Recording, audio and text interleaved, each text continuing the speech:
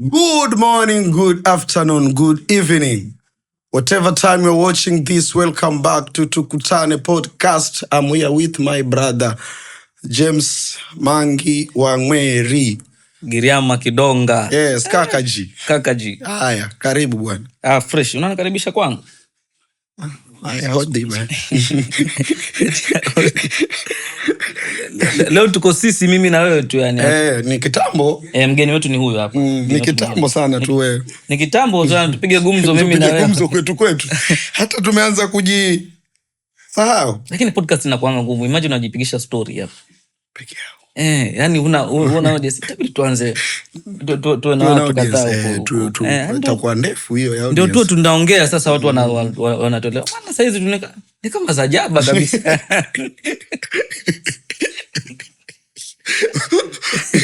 Unaongea na kamera. Anyways, I hope Kenya tunaongea kinaelimisha jamii, kinaelimisha kijana, mostly vijana ambao wako too much available. Hatushauri. Wako too much available. Hata imetoka wapi? Lakini acha niseme tu. Wewe kama kijana, don't be too much available. Si kijana tu, any other person uko nje. Usikuwe too much available. Know your purpose. Know your purpose as a youth. Yani ile kidogo tayari, wapi Jimmy?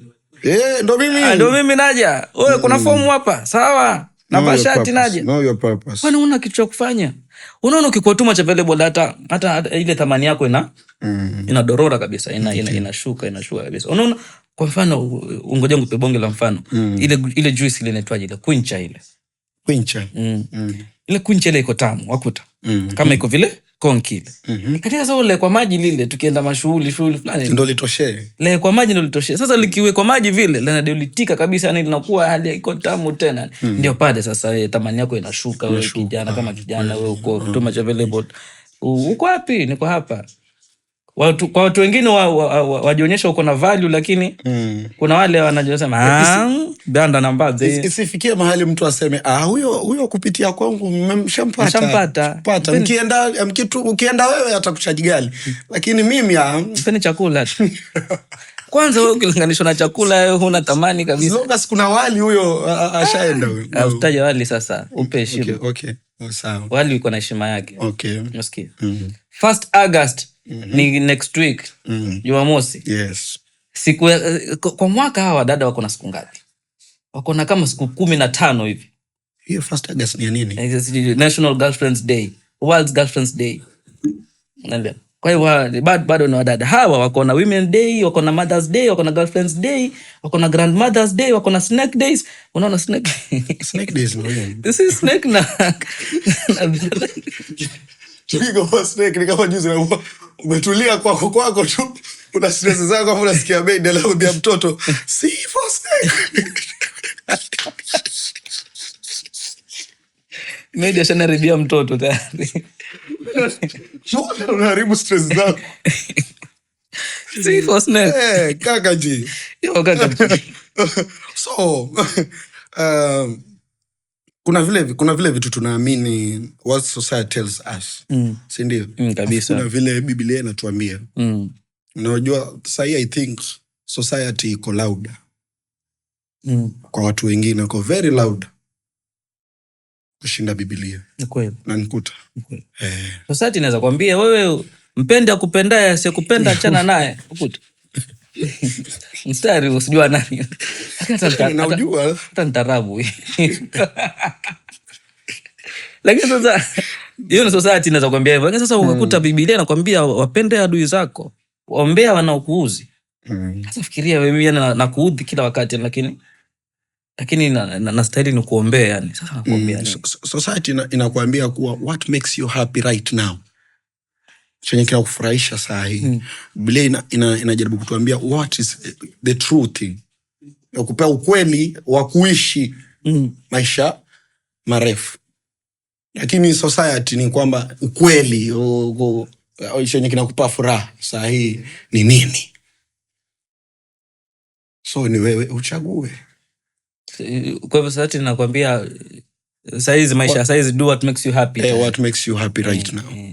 Alafu Alafu Biblia inakupa ukweli wenye utakufanya uishi maisha marefu. Maana hata kuna kile kifungu ambao watu wanakirifaa sana, wanasema nje watoto. Enyi watoto heshimuni katika Bwana. Na hii ndio haki. Heshimu baba yako na mama yako. Siku zako zipate kuongezeka. Ukae siku nyingi katika dunia. Ni visho.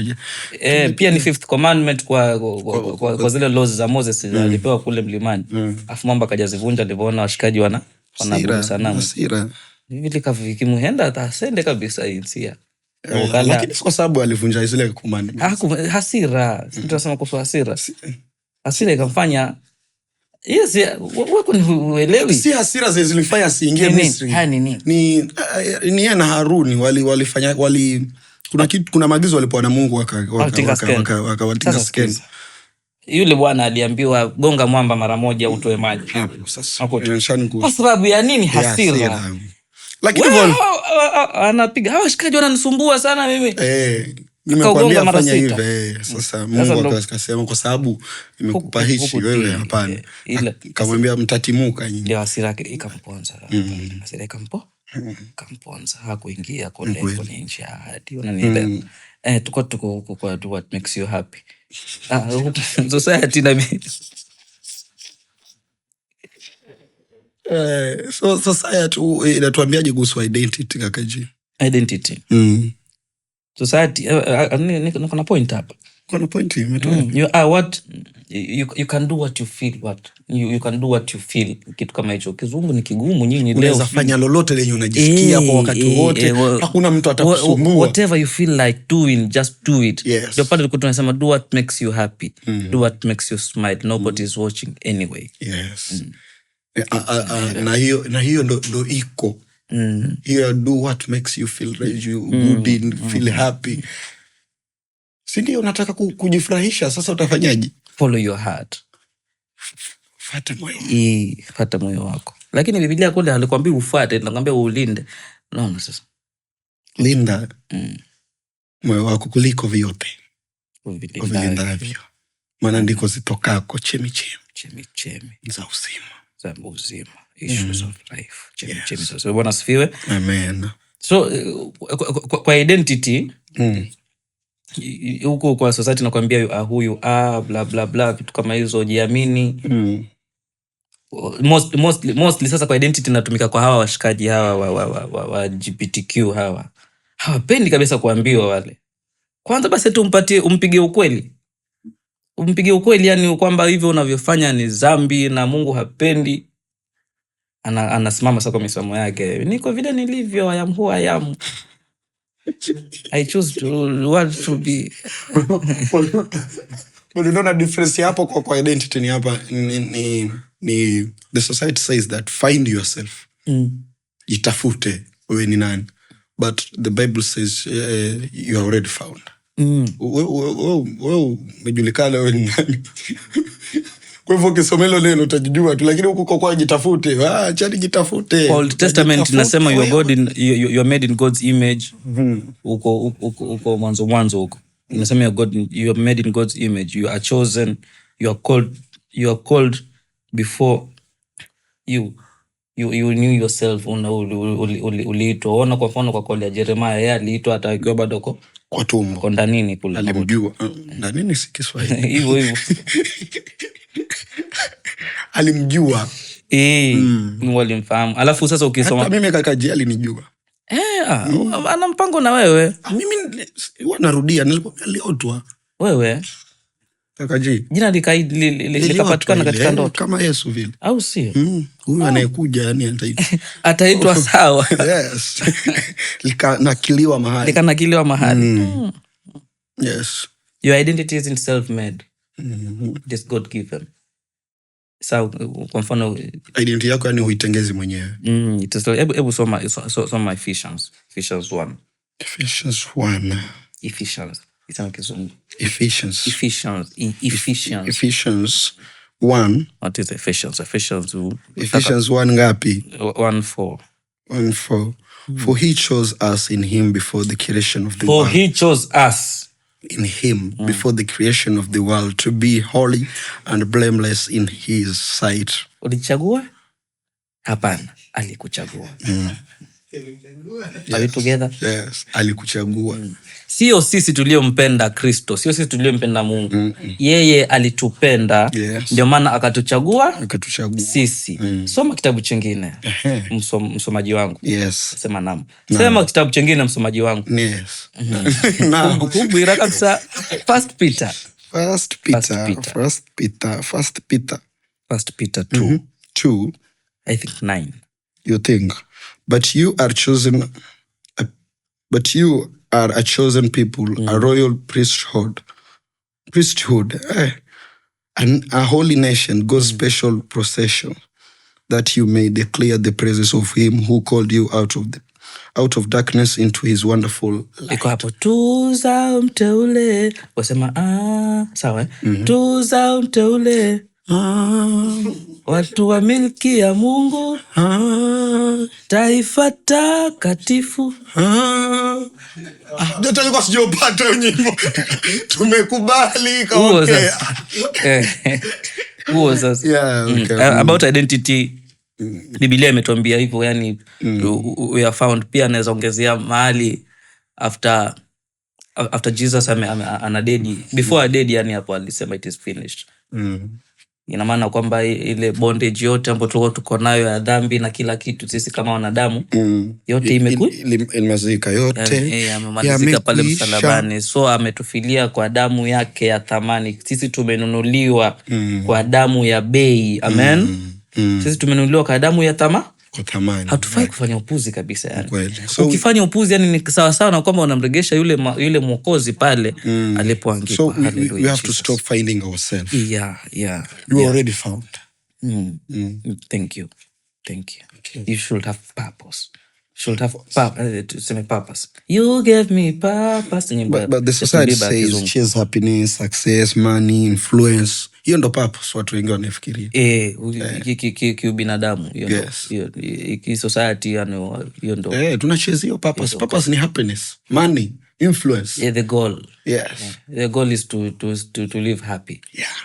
Would be comfortable. Kuwa na pesa, panda na maviato ovyo. Leo nimepanda moja ndugu yangu. We. Nda marijo kawe rimi za utu. Bernenda pore joka. Yonda pore. Ati kapeo. Kabaridi kwa mbali. Leo nikikosa. Hawawazi kuhusu esi. Eti mafuta ataisha. Pesa ni nzuri. We love money. So what does the Bible say about purpose? The world. No, the Bible. The Bible inasema love God. Stop chasing easy happiness, money. Just love God. Penda Mungu. Si alitupenda. Sasa tumpenda. Na sasa that condition is very tough kwa sababu gani? Ubinadamu kuna wale watu ambao tumekataa kabisa kuwasamehe, unakuta. Okay. Tumekataa kabisa kuwapenda yani. Tumekataa kuwapenda. Tumekataa kabisa yani kuwapenda. Unaambia kama huwapendi hao usiseme mahali unapenda Mungu. Unapenda Mungu, unaona sasa. Yani it is a decision to make, but a very tough one. In as much as mtu anakuudhi yani wewe mpende tu. Lakini si ex. In as much as mtu anakuudhi.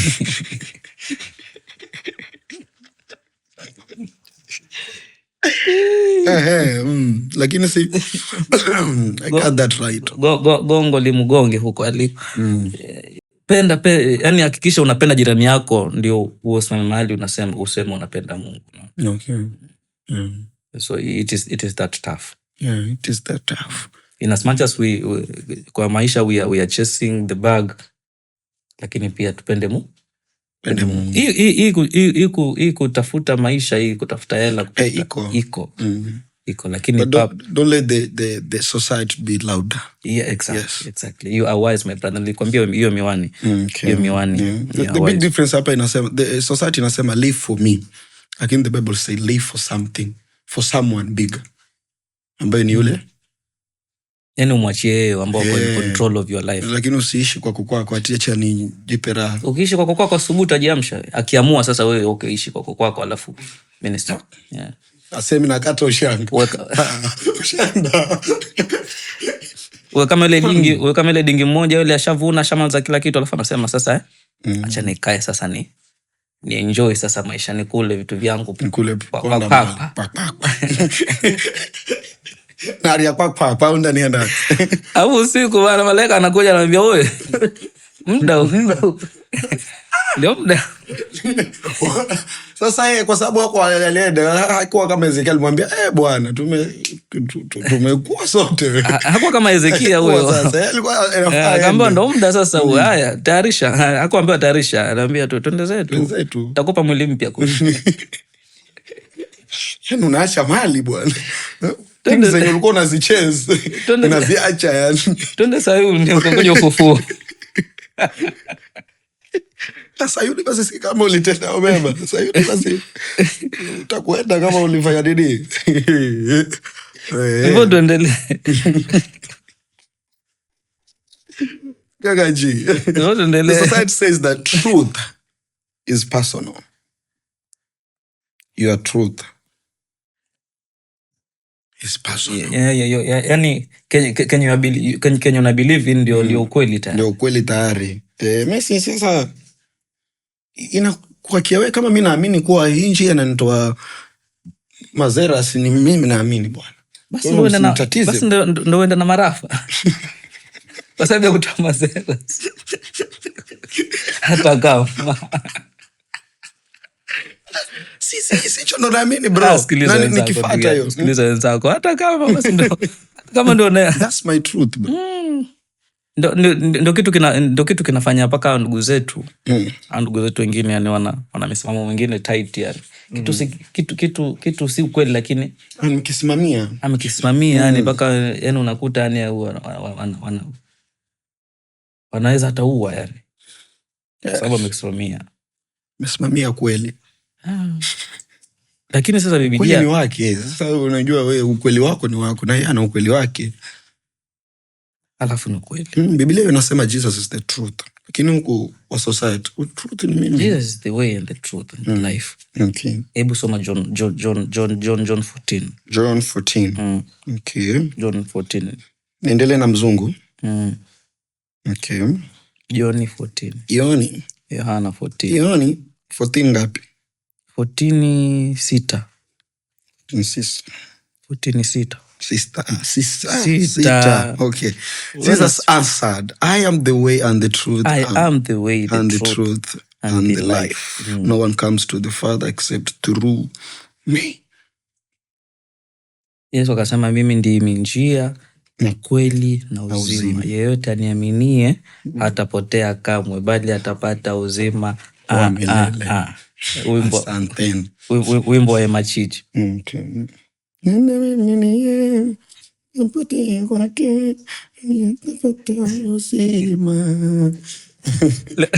Leo pita zangu Insta nimeona kuna bandi nyingine washikaji ni mazinga wote wazemale ambao wamerunda wako na keyboard peke yake wanapiga tu kwa sauti na wataka wale nende nao ndo utaokoka tu utasikia leo utasikia yani litapenya tu yani. Kuna mwingine amekomenta anasema hata si Jehovah Witness tena Jehovah Fitness. Jehovah Fitness. Wakiimba ile nyimbo we lift your name high. They really mean it. So about the truth kakaji. Utapoteza. The science says Maskia, the big difference here. The big difference here. The society says, don't judge. Don't judge. You judge. But the Bible says, speak the truth, but do it with love. Do it in love. But siku hizi society wanasema, society siku hizi wanaona the truth. Ukispeech the truth, wanaona ni kujudge. Judge. Ndo wanasema don't judge. Of which ni mbaya sana kwa sababu leo sijui ni kwa nini. Leo basi yani leo Instagram yangu ilikuwa iko hapa kwenye kwenye topic ya podcast. Naam. Kuna jamaa anahubiri Amerika kule. Kwa street fulani imejaa LGBTQ wale magay, ma lesbians, hawa wengine. Sasa vile anaongelesha ukweli wale hao washikaji wanaumia. Alafu wanampura mawe huyo jamaa bwana, anaongea ukweli. Oh, you are judging. Mungu alituumba hivi. Mungu anakuumbaje hivyo wewe? Mungu anakuumbaje hivi? Mungu alikuumba wewe na purpose. Aliumba mwanamke na mwanaume. Alianza kuumba mwanaume kwanza. Akaona sio vyema mwanaume awe peke yake. Akamfanyia msaidizi. Ambaye ni Hawa. Akamfanya Adamu alale, akamrarua ubavu. Akaenda muumbe. Adamu kulitaka hilo. Akamuumba huyu mwanamke. Adamu alivyoamka akaona sasa huyu tumefanana. Damu kwa damu yangu, mifupa yangu, nyama kwa nyama yangu. Akaona tumefanana. Hakuumba gay. Hakuumba tumwitaje huyu shoga, ni gay, si ndio? Lesbian sijui Kiswahili. Lesbian Kiswahili nini? Msagaji. Hakuumba kabisa msagaji. Aliumba mwanaume ambaye ni Adamu. Akatengeneza mwanamke kutokana kwa mwanaume, ndio maana akaitwa mwanamke. Lakini sasa wanaambiwa hivyo, wanaambua ukweli. Sasa society wanasema judging, you're too judgmental. Judgmental kitu gani? Mimi nitakwambia ukweli kama speak the truth. Nakupa white fresh. But speak it in love. Speak it in love. So he was doing it, lakini he was doing it in love kabisa. Anatukana kwa, lakini yani anavumilia yote. Mimi upenda uvumilie yote huko kwangu. Sasa unapenda uvumilia yote. Naelewa. Tunapigana. Tutapigana. Hebu soma Ephesians 4:15. Ephesians. About your judging and stuff. Ephesians. Yusema 4:15. Okay. 15 instead, speaking the truth in love, we will grow to become in every respect the mature body. The mature body of him who is the head, that is Christ. Unaswahili version yake? Kiswahili, Bible Kiswahili. Niko nayo bro. Basi shida iko wapi hata kama huna? Bora tunaelewa. Niko na Ephesians 4:15. Lakini tushike kweli katika upendo kwa kukua hata tumfikie yeye katika yote, yeye aliye kichwa kabisa, Kristo. Yeah. Tusikue judgmental, tuongee ukweli katika upendo. Yeah. Au sio? The society wanasema sana kuhusu problems and healing. Wanasema if you are hurt, if you are wounded, find healing through self-care, therapy, expressing yourself, cutting off toxic people, talk it out, have to someone. Wanasema have an accountability partner. Simba haya kwa accountability partner. Penda kwambia kila kitu. Utaulumizwa kidogo, accountability partner. Utaulumizwa kidogo, you are cutting people off. Utapunguza paka wangapi? Nani wengi wenyewe hapo. Ni wengi, utapunguza mpaka ubaki wewe. Utapunguza mpaka ubaki wewe. And no man is an island, unaona sasa. Yeah. So I think you should find a way to work our problems out and not cutting people off. Okay. And how do we do that? How do we do that? The way. Yes. Jambo la kwanza mimi nitalileta biblical. Teni mizigo yenu kwangu, mchukue nira yangu ni laini na mzigo wangu ni mwepesi, nami nitawapa pumziko. Kitu kama hiyo. Biblia inasema hivyo. Nimesahau hiyo verse. Yuko wapi? You are wounded, you are sinful, lakini sasa unaambiwa the best thing you can do is confession. Yeah. Confess. Tubu dhambi zako. Sometimes you need to confess. Usianze treating you confession, she expressing yourself. Sometimes all you need is confession. Lakini sasa unakonfesia nani? Enda kukonfesia Mungu. Mungu sasa, kwani nilikuwa nakwambia ukakonfesie nani? Maana hawa wanadamu Kamwombe kila.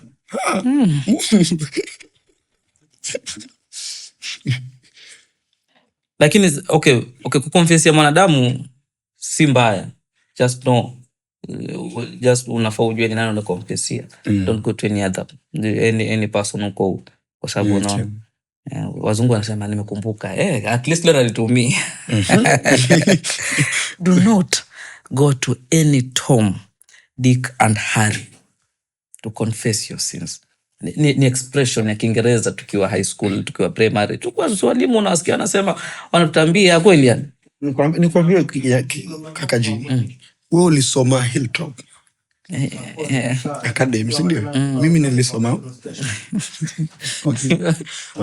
So hizo vitu sikuwa nasikia. Ulisoma kituo cha kupigia kura. Ni kweli. Nisamehe. Inaitwaje primary yako? Achana nayo. Bado yana dirisha ulisome vile vile. Bado vile vile hata sasa hivi. Biblia inasema kwa James 5:16, therefore confess your sins to each other and pray for each other so that you may be healed. The prayer of a righteous person is powerful and effective. Maombi ya mwenye haki yako na nguvu na yanafanya kazi kwa haraka. Amina. So tubieni dhambi zenu ninyi kwa ninyi. Like sasa hapo kwa ninyi usiende to any ninyi kwa ninyi. No. Okay. Wajua what the church does ni kwamba they just treat the symptoms. You are healed, you are wounded, nini wana tu maradhi nini, but the Bible says go to the root. Chimbuko. Cause ni nini? Chimbuko. Yes. Plus relationship na huyu muumba wako. Je, huko ndo root huko. Wewe unatoa kwenda expression, you are just treating the symptoms. Kwa hivyo basi hapo ni umrudie muumba wako. Yes. Ujue nini wapi umelipoanguka kwa yatengeneze mambo yako na yeye. Sasa hapo inatuleta kwa relationship na Mwenyezi. Iko vipi yako wewe? Unasema unampenda Mungu usiyemuona na bado relationship yako inayumba. Are we together? Tunaelewana. Kwa shida zako hata ni kumbe ni wewe na yeye tu. Ni wewe na yeye tu. Kuna mahali si watu huko ni wewe na wewe. Imagine God hamove, ni wewe ndio unaenda mbali na yeye tu after umemkosea. So angalia root cause. Angalia root cause. Yes. Acha dhambi, umrudie muumba wako. Maana Biblia inasema in Psalm 147 that he mends the broken hearted. Yani hizo mioyo hapo zimevunjwa, wale watu ambao wamepondeka mioyo, yeye anaiunda, anaitengeneza. Je, nisome vizuri kwa wapi? Zaburi 147 mstari wa 3. He heals the broken hearted and binds up their wounds. Nikuelewa. Just go back to God. Talk to him. Uko genuine. Usiende kwa sababu umeambiwa enda. Kama wale watoto sometimes amekosea, sasa unamshauri unaambia nenda ukamwambie mamako msamaha, ukamwombe msamaha. Sasa anaenda tu kwa sababu umemwambia nenda fanya kwa sababu umesema. It doesn't work that way. Just be genuine. What is this word? Be genuine kama unataka kuomba msamaha. What is that word? Intentional. Okay. Intentional with what you are doing. Okay. Just tafuta. Ni uzuri nakumbuka. Memory yangu ni nzuri si kama ya Peter. Sawa. Uko intentional na kila kitu ambao unaenda fanya kwa Mungu. Kama unakuomba msamaha, unaomba msamaha kiukweli na moyo safi. Si story ya kuwa eti unamhonga, unamwambia Mungu akusamehe kwa sababu unataka kufanya kitu. Havidi mikika. God knows it all. Havidi mikika kabisa. Naelewa. Nakuelewa. Ndio najisikia nimeongea sana ndugu yangu. Umeongea sana yani ama maneno 3-4 hapa. Nasikia mpaka nasikia kiu.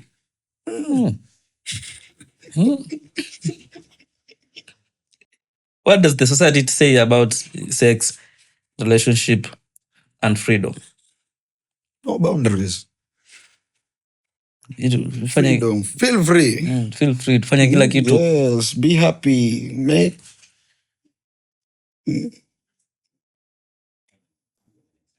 sex before marriage. society nasema unaweza fanya hiyo road test lazima. Unanunuaje kitu? If it makes you happy, do it. Unanunuaje kitu ambacho hukijui? Kula ng'ombe palo ama hukijui vile kina function. Okay. Lakini na the Bible part nasema boundaries protect joy, they don't kill it. So wewe kama mwanadamu you should have, yes, freedom iko, lakini you should have boundaries. Protects joy. Joy ni furaha. Joy ni furaha. Na happiness pia na ni furaha. Okay. Kuna furaha mbili. Ngoja, kuna raha na furaha. Okay. Ngoja nikwambie, raha ni kitu ambacho kanatokea tu kwa muda. Ile kwa mfano tuko mahali ile tusemeje, tunapiga story, tunacheka pale, ile story ile ndo raha. Furaha ni kitu kiko ndani, kinabubujika, unanielewa? Kinabubujika, kiko sustainable. Okay. It comes from the inside. Okay. I think hiyo ndo furaha, joy sasa. The joy of the Lord is my strength. Unaona sasa, furaha ya Bwana ni nguvu yangu. Sasa ni kitu ambacho kinafaa kikue ndani, ndio kikupe strength kila wakati, kila muda, kila siku nayoitwa leo. You are wise. I am. Nilinyoa bro. Okay.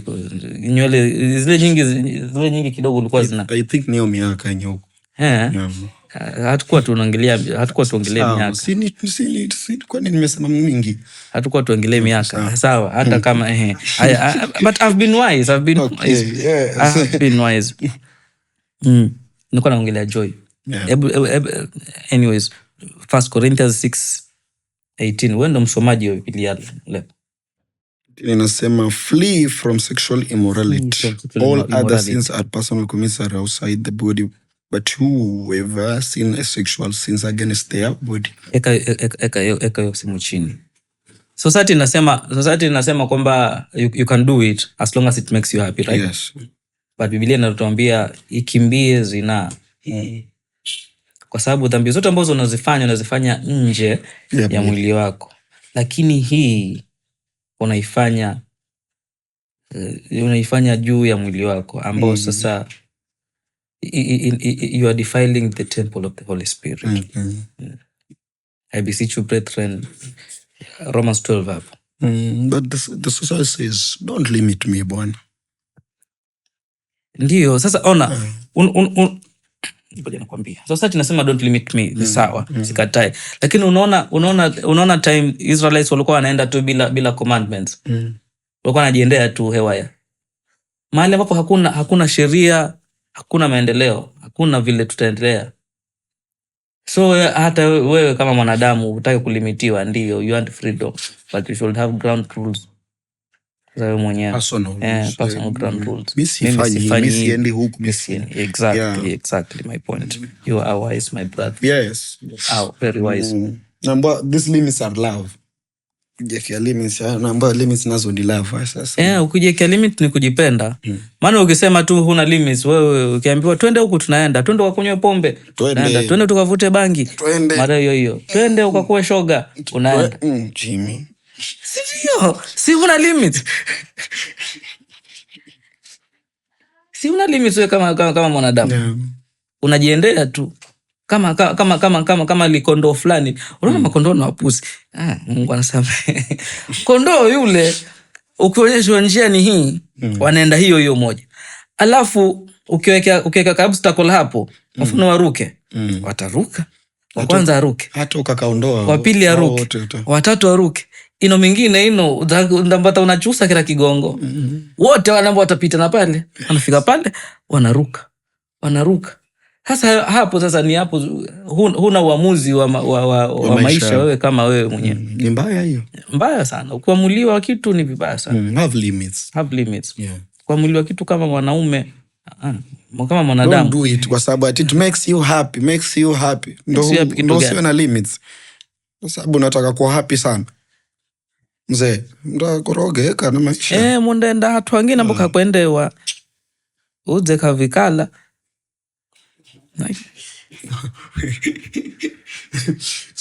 So kuna hii kwa if you are suffering, avoid pain. Inakula inatukula vibaya. Actually ndo sometimes inasababisha ma depression and stuff. Do not avoid pain. Yani pain is inevitable. Unaelewa? Umeelewa hicho kizungu hapo ndugu yangu? Nimekielewa, inevitable. Yani in one way or the other lazima pain itakukujia kama umeavoid huko nyuma. Lazima itakurudia. Ni sawa sana yule mzee ambao hakucheza utotoni. Tuliona mwingine pale ameweka pikipiki lake mataa kila mahali.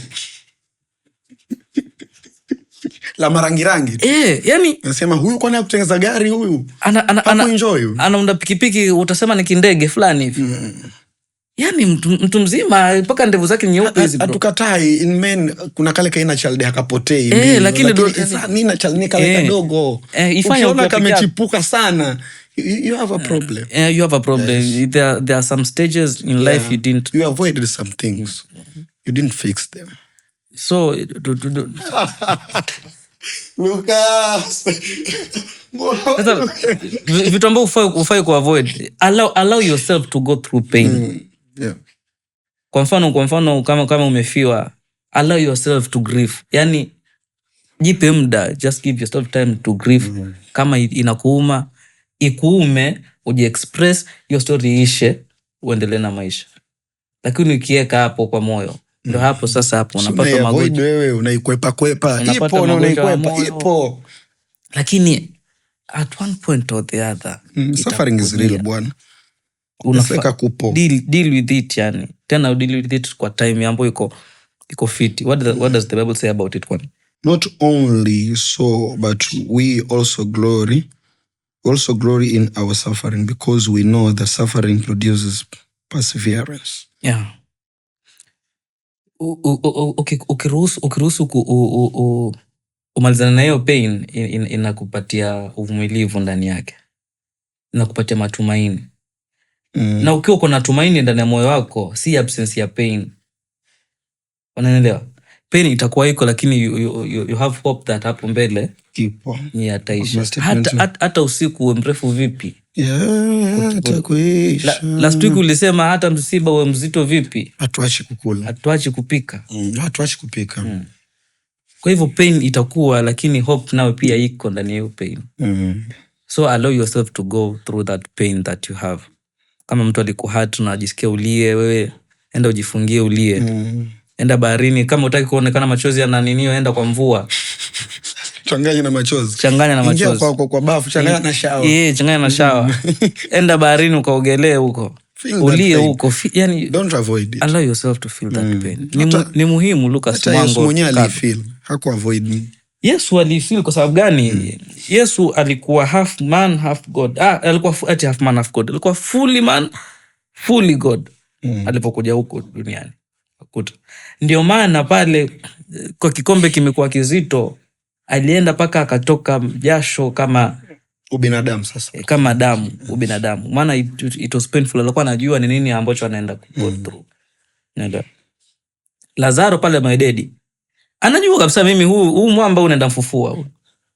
Lakini ubinadamu pale Yohana 11:35 nasema Yesu akalia machozi. Kwa sababu gani? Ubinadamu. Jesus wept. Sieti nini? Ubinadamu tu. Chomboni pale.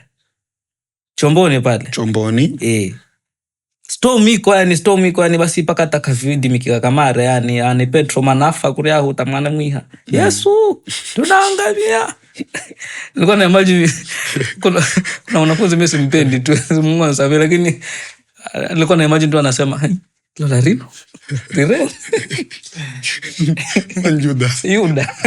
I'm like na imagine Yuda anasema huyu usianza fanya hiki kitu sasa mbona tudedi hapa bwana, lakini hata wamweza kofi tunakula Musa, lakini nini ubinadamu ilifika point yani Yesu alichoka pia yeye, si eti kwa sababu hawezi kufanya kitu kingine, lakini inafika point limit ilifika tu yenyewe hapa, ngoja jipumzishe nipate lepe ngange. Ndio. Lakini na Yesu na napata lepe katikati ya zoruba.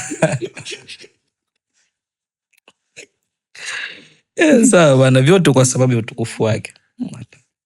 Katikati ya zoruba. So ni hivyo, do not avoid pain. There's hope in that pain that you're going through.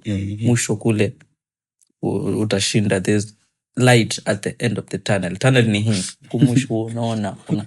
Mbona kuweka hapo mwanzo tayari hiyo light, unaiweka mwisho. Sasa si ndio lazima upitie hizo changamoto, lakini kwa mwisho ndio kuna light ya mwangaza. Umeelewa sasa? Yeah. Haya, twende kwingine. Wengine wafanya nini huko? Fanya nini huko? Unajua tutaishi maisha mara mbili, lazima tutaishi tu. Society ipo, lazima tutaingia kwa society. We'll make friends in the society. We'll pay taxes. That is why tuko duniani. Yes. Taxes lazima tulipe. Yes. Wane namba Yesu, Kaisari mpe chake Kaisari. Sasa kuko cha Ruto mpe chake Ruto. Cha Mungu mpe Mungu. Lakini hopefully next year cha Sifuna mpe Sifuna. Huyu mzee must go. Unajua kwamba hata Kindiki ako kwa Gachagua saizi. Sifuatilia siasa bro. Sasa fuatilia siasa ni muhimu. Okay. Hawa mimi ndio mko mtu mzima. Mama ndio umekuwa ni wewe kwa. Sifuatilie mimi bro. Ni muhimu. Kindiki ametoka kule kwenye hali za kuwa naibu wa rais. Bado naibu wa rais. Bado naibu. Lakini hayuko UDA kabisa. Okay. Ako huku kwa anataka kwa huku naibu wa Rigiji ama nini? Ako kwa Rigiji sijui, lakini ako kwa Rigiji. Anapiga siasa na Rigiji saizi. Ya kumpendua huyu kijana wa Eldoret. So fuatilia. Tuko duniani, society. Society. Tuko kwa dunia, lazima tuishi. Lazima we'll live both ways. Tulipe kodi, japokuwa tu file returns, lakini hivyo. But in Jesus concept ni kwamba we live in the world, but not for the world. Exactly. Sindi? Yeah. So don't let the society to be louder. Tukaishi kwa dunia, lakini si kwa sababu ya hiyo dunia. Yes. Yeah, I told you. Society basi ndio itatupiga huku na huku. Tumpe chake, tumpe Kaisari chake, kufanya vyote. Kutupiga naye inatupiga. Inakupiga. Dunia inatupiga. Lakini vile pamoja na hayo tutaibuka kuwa washindi, maana tunayaweza yote katika yeye. Hallelujah. Tunayaweza yote katika yeye. Afanyaje? Atutie nguvu. Philippians 4:13. Amen. Amen. Thank you so much Kaka G for coming to the studio today. Mimi ndo guest here. Let me read this. So I want to leave these questions to the before I read this to the audience there. So this is a test. Kila mtu atajiuliza, whose voice do you obey when they disagree? Sindio? When the side says protect yourself and Jesus says take up your cross, and who wins? So utaangalia wewe ni nani ata win hapo. Ukiambiwa protect yourself and Mungu Yesu akwambie kuwa take my cross, who wins? Wins. Watajibu. But always go with Jesus is my savior. Forwards. Jesus is my savior. Forwards. Jesus is my savior. Forwards. Yeah. Nakuamini Kaka G. Nakuamini 100% Kaka G. Kurudi kitu nimesahau kwa sababu know that what you believe and why, otherwise society voice becomes the loudest just because it repeats most. Kujitambua sasa. Yes. Okay. Another thing, don't fight every battle. Sometimes Jesus is my savior is the whole answer. Show the alternative. People don't care what the Bible says until they see it working in you. The battle is not yours. Joy without performance, peace in chaos, forgiveness when you were wrong. Sawa.